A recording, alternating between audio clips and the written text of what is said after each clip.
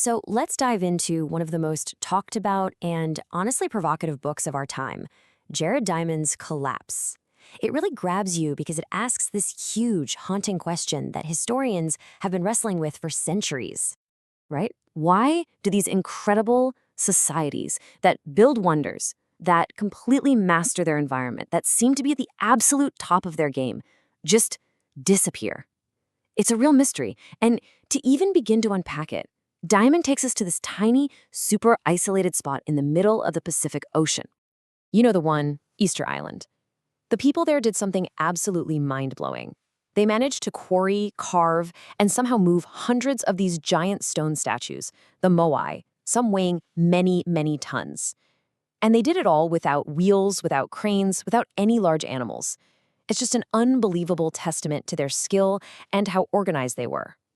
But when the first European ships arrived in the 1700s, what they found was just shocking. A barren, treeless island. The great society that built those amazing statues, gone. In its place were just a few thousand people, basically destitute, trapped in constant war, and even resorting to cannibalism. What in the world happened here? So yeah, the fall of Easter Island is like the poster child for a society that seems to have just destroyed itself. It's the perfect, chilling starting point for Diamond's entire investigation into this idea of collapse. And when you look at the archaeological evidence, it tells a really grim story. The islanders, it seems, chopped down every single tree. They probably used them for everything: firewood, religious ceremonies, and as rollers to move those giant statues. But once the big trees were gone, they couldn't build their big ocean-going canoes anymore. And that meant they couldn't get to the deep-sea fish, the tuna and porpoises that have been a huge part of their diet. With their main resources gone, their whole society just spiraled into chaos, hunger, and self-destruction. They were literally trapped on an island with the consequences of their choices. But here's the thing. Diamond argues that this wasn't just some freak accident, a one-off tragedy. After looking at dozens of other societies, from the ancient Maya to the Vikings in Greenland, he found that these collapses, they often follow a pretty predictable pattern. He even came up with a kind of framework to diagnose the risk. You can almost think of it like a checklist for societal failure. It's a tool for looking at any civilization, past or present, and sort of stress testing its weak points. Okay, so here are the 5 big factors. Number 1, the damage people do to their own environment. 2, natural climate change, the stuff they can't control. 3 and 4 are about relationships. Are you fighting with your neighbors? And have you lost your friendly trading partners? But that 5th one, that's the real game changer: how a society responds to its problems. Because, as Diamond shows again and again, it's not the crisis itself that guarantees collapse. It's the choices people make when that crisis hits. And this gets right to the heart of it. It's not just about what happens to you, it's about what you do about it. And so often, the hardest, most critical choices are about who you think you are, your identity. What values are so baked into your culture that you'd rather literally die than change them? And maybe the most powerful example in the entire book isn't about one society that failed all by itself.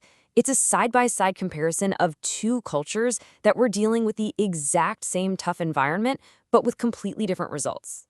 Okay, so picture this: medieval Greenland. You've got 2 groups of people living there at roughly the same time: North Vikings and the native Inuit. They're both dealing with the same cooling climate, the same icy landscape, the same available resources. Everything is the same. But their fates couldn't be more different. Let's just break this down because it's wild. The Norse, they saw themselves as proud European farmers, period. They brought their cows and sheep with them, which, surprise, did terribly in the Arctic. And they stubbornly refused to eat the local food. I mean, archaeological digs showed their bones were malnourished, they're starving, but they wouldn't eat the seals and fish that were literally right there in the water. Now, the Inuit, they had 0 baggage. They were masters of the Arctic. They developed all this brilliant technology, kayaks, harpoons, to hunt the seals the Norse were ignoring. So you've one group clinging to an identity that was failing them, and another that just adapted and survived. This is what Diamond calls maladaptive values. It's when your cultural beliefs, the things you hold most dear, actually stop you from making changes you need to make to survive. For the Norse, their identity as Christian cattle farmers was more important than their own lives. Their culture, in the end, became a suicide pact. And that is just a chilling, chilling thought. They weren't just victims of a little ice age, they were victims of their own stubbornness, their refusal to change. They chose to fail. So, ancient history, right? Why are we talking about Vikings and Easter Islanders? Because here's Diamond's biggest, most unsettling argument. All of these patterns, they apply directly to us, right now, on a global scale. You see, in the past, a society could collapse and, well, the rest of the world would be fine.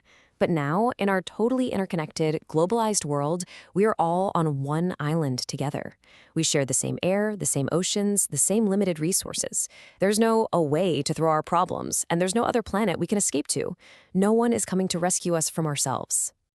And the pressure we're putting on our global island it's just immense. Get this, the average person living in a developed, first world country consumes 32 times more resources and produces 32 times more waste than a person in the developing world. 32 times. That level of consumption just isn't sustainable for a planet of 8 billion people. And if you want to see how these different choices play out today, in real time, you don't even have to leave our hemisphere. Just look at the island of Hispaniola. It's shared by two countries, Haiti and the Dominican Republic. I mean, just look at this difference. It's staggering. The Dominican Republic has kept about 28% of its forests. Haiti, less than 1%. You can literally see the border from space. It's a sharp, clear line between green and brown. This isn't just a minor difference. It's an ecological catastrophe on one half of the island. So why? It's not because the land is different. In fact, the Dominican side is rockier and less fertile. No, the real difference comes down to choices, to policy. For decades, leaders in the Dominican Republic, especially a guy named Joaquin Balaguer, pushed for and enforced strong forest protection laws. Haiti, for a variety of complex reasons, did not. The result is what you see today: one island, two sets of choices, and two completely different futures. Okay, I know this all sounds incredibly grim, but Diamond's book isn't meant to be a prophecy of doom. It's a warning, for sure. But it's also a message of hope, because it puts the power to change things right back in our hands. And that's the whole point of studying these past failures, so we can learn how to succeed. For every society like Easter Island or the Greenland Norse, there are others that saw the writing on the wall, faced their problems, and made the hard choices to build a future that could last. For example, you have Tokugawa Japan back in the 1600s.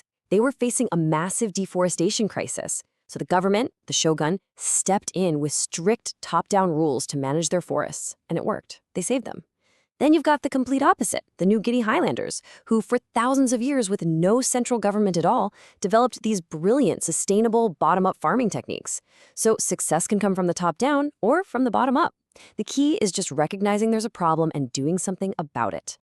And that brings us right here, to the final, crucial point. The people on Easter Island, the Maya, the Norse in Greenland, they had no history books to warn them. They couldn't really see where their path was leading until it was way too late. We can. We have the incredible advantage of hindsight. All of these stories of collapse, they're a gift to us. They're a roadmap of exactly what not to do. So the real question isn't what happened to them anymore. The question is, what will we do with what we know?